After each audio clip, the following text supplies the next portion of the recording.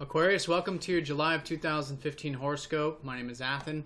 So this month we've got, right out of the gates, a full moon right here in your 11th house of groups, friends, everything Aquarian related. Your ideals, your visions, technology, things of this nature. You've had Pluto transforming this part of your chart for many years now. And now this full moon is happening within 5 degrees of this Pluto. So it's going to be a transformative new moon for all of us. And so here it's the changes that have been happening in that particular area of your life. It might have to do with your networking, your groups, any communities that you're a part of, also the satisfaction you derive from your work, any transformations and changes there that are going to be needed during this time. So the full moon always illuminates that. It also creates a culmination of that department over the past 6 months. So anything that's been shaping up during the past 6 months in relation to your friends and groups and things like that will be coming to a forefront at the beginning of this month and helping you see very clearly more about that particular area. And the one bit of advice with Pluto that I've been giving is to have that non-attached perspective, because that's what Pluto's been showing you, is how to have that non-attachment and compassion through the groups and friends and things like that, through the organization. So when you have that, then you're working with the energies of Pluto, and that can be very, very positive in a very transformative sense, where any changes that are needed in terms of your perspective, at the very least, of these 11th house things, then are more welcome to come in. Because as long as we're open to change, we want change, then we have change. And that's exactly what we want to do here. So that's going to be the 11th house. It's also a culmination point of your 4th house of home and family, things that maybe you've been working on or thinking about over the past couple weeks since the new moon here in the 4th house. And as these fast-moving planets oppose Pluto this month, which is going to be a very important element to this, it's to bring in that transformation into your self-expression this month. Expressing yourself, creating things, any fun, joy, things that put a smile on your face, essentially putting energy into that this month can be a very nice energy to work with. But it'll be from, again, having a non-attachment to what you express, to what you create, etc.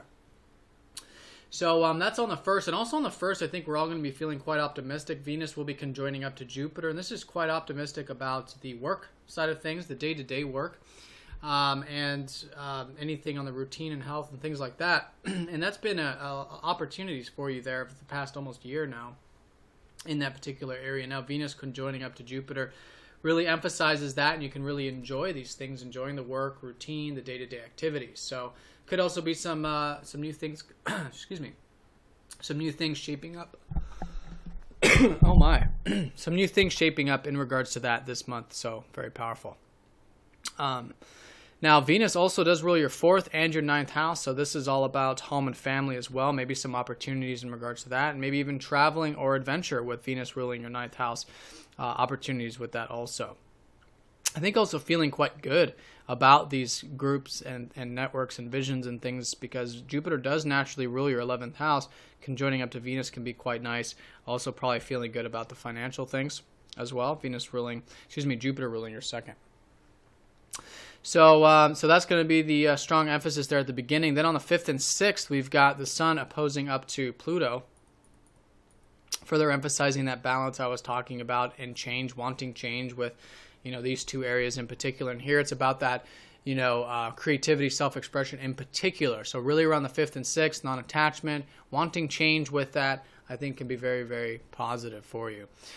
Saturn at this time dips back into your 9th house here of life path, of travel, of expansion, all of the same stuff that's ruled by Jupiter here. Now, taking this stuff seriously. If you look back to the past 3 years, minus the past 7 or 8 months when we had Saturn go into your 10th, which is more about the work and career stuff. Now Saturn goes back into your 9th, and this is a subtle energy for all of you. But here, it's more about taking that disciplined approach and pragmatic approach to the travel, to the expansion, adventure, philosophy, all things like that. And I think you'll notice a shift with that seriousness going back into it. But at this point, you've already gone quite familiar with it over the past few years, because he's already transited there. But now maybe something to go back and relearn, rethink about, or restructure in regards to those things. Now, on the 8th, we've got Mercury going into that 5th house of yours to join up with the Sun and Mars. So here I think you'll be naturally thinking more about fun, joy, playfulness, creativity, romance perhaps can be a very romantic month for some of you, and those types of things. So thinking about it, communicating, very much about what's important to you and your self-expression. Mercury naturally does rule your 5th house, so a nice placement there for Mercury in general. Now on the 15th, we've got the new moon taking place, and that's happening in that 5th house. So there are some new beginnings shaping up around fun, joy, playfulness, children perhaps, if those of you who have children or are thinking about having children.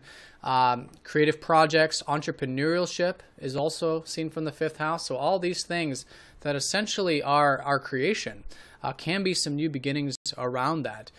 With this new moon. But again, always around the new moon, the 15th here, just kind of reflect on it. It's a subtle energy. And as the moon starts to unfold over the next few months, that energy will become greater and greater, and more of that energy will be available to put into that area. Now on the 15th as well, there's a lot of aspects taking place while this new moon is taking place. It's Mercury conjoining up to Mars here, where we can be very direct and very assertive with our thoughts, and this is again relating to these creative things. Now with the opposition from Pluto, this is the reminder to make sure that you are speaking the truth, conveying the truth, and what you create has this sort of powerfulness about it. I mean, that will certainly be there, especially for you artistic types getting involved with anything on that artistic level. This is where it can really be intense, but very truthful, very powerful, very real. So that's going to be an energy that's kind of flavored with all the things you create and all of the things that you express around this time. So just again, be willing to express the truth in that balanced way. And remember, with all of this emphasis on yourself, there's also, these groups and these visions and these things larger than self, which need equal proportion this month with this opposition. I think Pluto will be reminding you that in order to have this creativity, to have this creation, it's important to remember that it's for the greater good. It's for others. It's for the world at large, you see. Venus changes signs, goes into your 7th at this time, so I think you can be enjoying your one-on-one connections around this time as well. So very interesting about that.